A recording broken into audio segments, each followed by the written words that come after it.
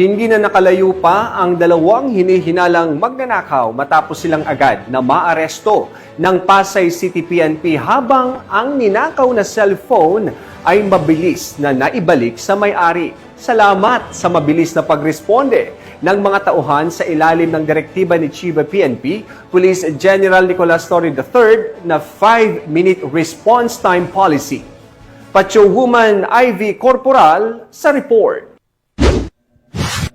Mabilis na naaresto ng mga partiba ng Pasay City Police Station ang dalawang sospek kabilang ang isang minor de edad na sangkot sa pagnanakaw ng cellphone sa barangay 184 Andrew Avenue sa Pasay City.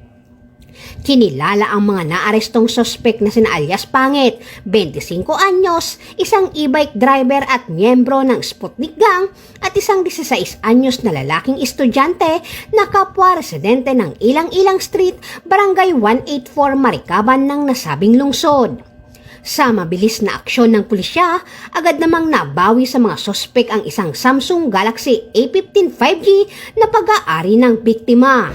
Po, maraming salamat sa pamumuno ng sa Station 7 Marikaban ni Lieutenant Tayabas at sa kanyang mga police officer staff na pagka-recover ng aking cellphone po at saka pagkahuli ng dalawang na nagnakaw ng cellphone po.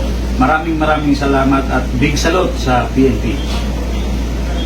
Dinala naman ang mga sospek sa Substation 7 para sa dokumentasyon at inquest proceeding sa Office of the City Prosecutors ng Pasay City. Samantala, ang minor de edad ay itinuturing na child in conflict with the law ay mananatili sa kustodiya ng Pasay Youth Center alinsunod sa batas para sa proteksyon ng kabataan. Mula dito sa Metro Manila, ako po ang inyong PNN correspondent, Patrolwoman Ivy Corporal, alagad ng batas, tagataguyod ng balitang pulis.